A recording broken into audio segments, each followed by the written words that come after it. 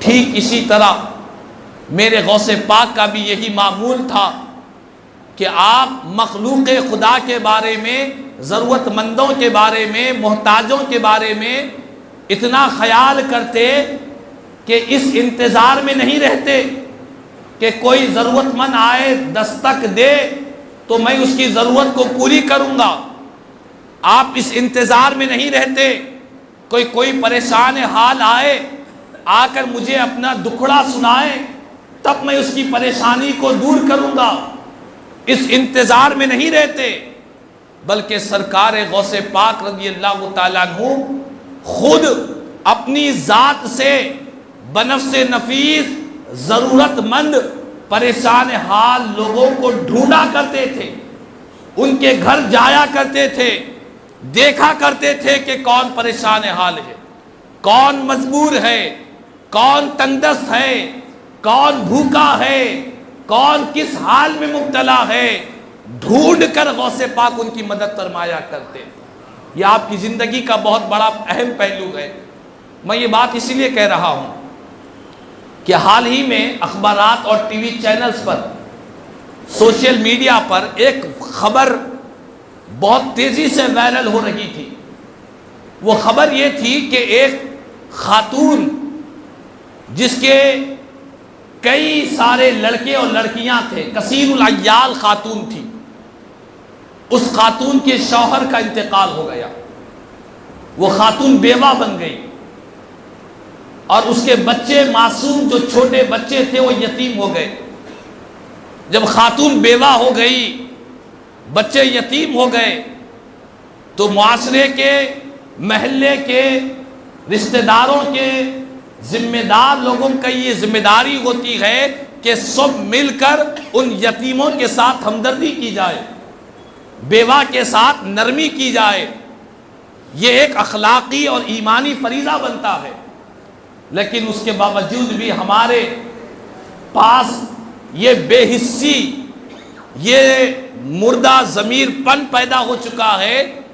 کوئی کس حال میں بھی رہے، ہم کو دوسروں کی کوئی پرواہ نہیں ہے، ہم کو صرف اپنی ذات کی، اپنے نام کی اور اپنی دنیا کی پرواہ زیادہ نظر آ رہی ہے۔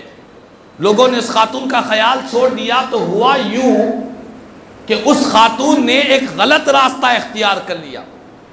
چونکہ ایک انسان کی فطرت ہے، ہر انسان کامل ایمان ہو یہ ضروری نہیں ہے، تو اس خاتون نے بھی ایک بے حیائی کے راستے کو اختیار کیا، اور بے حیائی کا راستہ اختیار کیا۔ بڑھتے گئی بات، بڑھتے گئی، آخر کار اس نے اسی بے حیائی کے ماحول میں آگے بڑھتے بڑھتے ایسے حالات پیدا ہو گئے کہ کسی نے اس خاتون کو قتل کر ڈالا۔ اللہ اکبر! وہ خاتون قتل ہو گئی، واقعہ تو ہو گیا، لیکن ہم کو جو سبق ملا کہ ہم اپنے معاشرے کے جو کمزور لوگ ہیں، جو ضرورت مند لوگ ہیں، جو محتاج لوگ ہیں، ہم ان سے انتہائی غفلت میں پڑے ہوئے ہیں۔ ضرورت مندوں کی ضرورتوں کے تعلق سے آج ہمارا معاشرہ بے حسی کا شکار ہو چکا ہے۔ لیکن یاد رکھ لے، سرکار پیران پیر غوث اعظم دستگیر رضی اللہ تعالیٰ عنہ، جن کا ہم جھنڈا لگاتے ہیں اپنے گھروں پر، دھوم دھام سے جن کی ہم 11ویں کرتے ہیں، وہ غوث پاک کا یہ معمول تھا کہ آپ کی سیرت کے بہت سے واقعات ہیں کہ آپ نے ضرورت مندوں کو ڈھونڈ کر مدد کی ہے، محتاجوں کو ڈھونڈ کر ان کی مدد کی ہے۔ واقعات تو بہت ہے لیکن وقت اتنا نہیں ہے۔ ایک واقعہ سناتا ہوں کہ حج کا موقع ہے، غوث پاک حج کے سفر کے لیے نکلے ہیں، مقام حلہ میں آپ قیام فرمائے، وہاں پر ٹھہر کر آپ نے وہاں کے باشندے سے، وہاں کے رہنے والے سے پوچھا کہ اس مقام حلہ میں سب سے زیادہ ضرورت مند، محتاج، تنگدست آدمی کا مجھے پتہ بتاؤ۔ اللہ اکبر! ہم کہیں جاتے ہیں تو ہماری نظر یہ ہوتی ہے کہ کوئی مالدار ہم کو مل جائے، کوئی دولت مند مل جائے، کوئی بڑے عہدے والا مل جائے، کوئی بڑے منصب والا مل جائے، یہ ہماری کوشش ہوتی ہے۔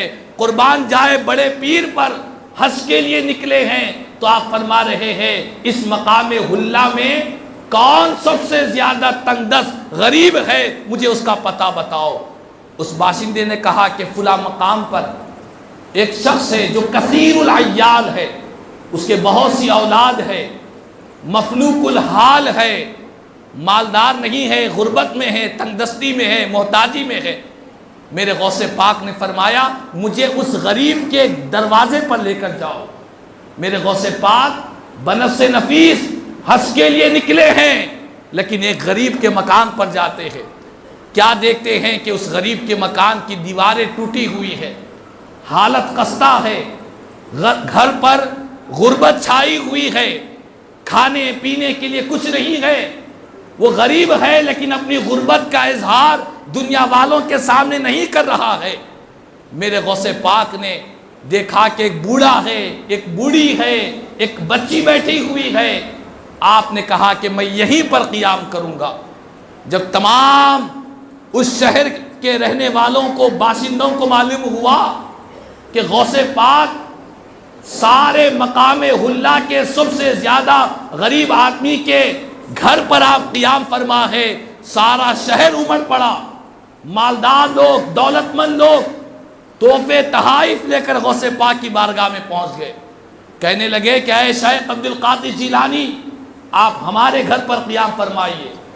ہر مالدار کی تمنا ہے کہ آپ ہمارے گھر پر قیام فرمائیے، لیکن قربان جائے سرکار پیران پیر غوث اعظم دستگیر رضی اللہ تعالیٰ نے فرمایا کہ نہیں، میں مالداروں کے گھر پر قیام نہیں کروں گا، میں اسی غریب کے گھر میں قیام کروں گا۔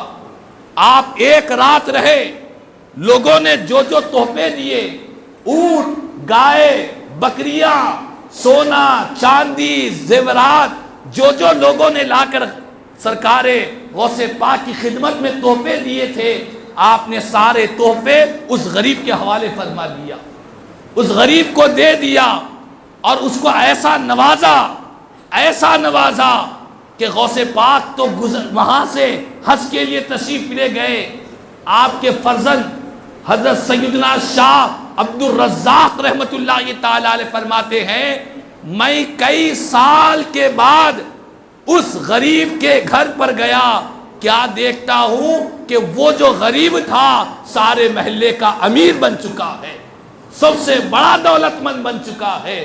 میں نے پوچھا کتنی دولت کہاں سے آئی؟ کہنے لگا کہ ایک رات غوث پاک نے قیام کیا، ایسا نوازا ہے کہ آج میں اتنا مالدار اور دولت مند بن چکا ہوں۔ تو کہنے کا مقصد یہی ہے کہ سرکار پیران پیر غوث اعظم دستگیر اور جتنے اولیاء اللہ گزرے ہیں، ان کی زندگیوں سے یہ سبق ملتا ہے، یہ پیغام ملتا ہے، یہ میسج ملتا ہے کہ اپنے معاشرے کے کمزور لوگوں سے غافل نہ رہو، بے حس نہ بنو۔ مخلوق خدا ضرورت مند ہے تو اپنے ضمیر کو مردہ نہ کرو، زندہ ضمیر کے ساتھ زندہ رہو۔ دوسروں کی ضرورتوں کو اپنی ضرورت سمجھو۔ خود کھا رہے ہو، خود اچھا پی رہے ہو، خود مزے میں ہے، خود جمع کر رہے ہیں، یہ کوئی کمال کی بات نہیں ہے۔ ایک کام تو ایک چونٹی بھی کیا کرتی ہے۔ ایک چونٹی اپنے بل سے روزانہ نکلتی ہے، اپنے رزق کو تلاش کرتی ہے، کھاتی ہے، اپنے بچوں کے لیے جمع کرتی ہے، موسم سرما کے لیے چونٹی خزانہ جمع کرتی ہے۔ یہ کام تو ایک چونٹی بھی کرتی ہے۔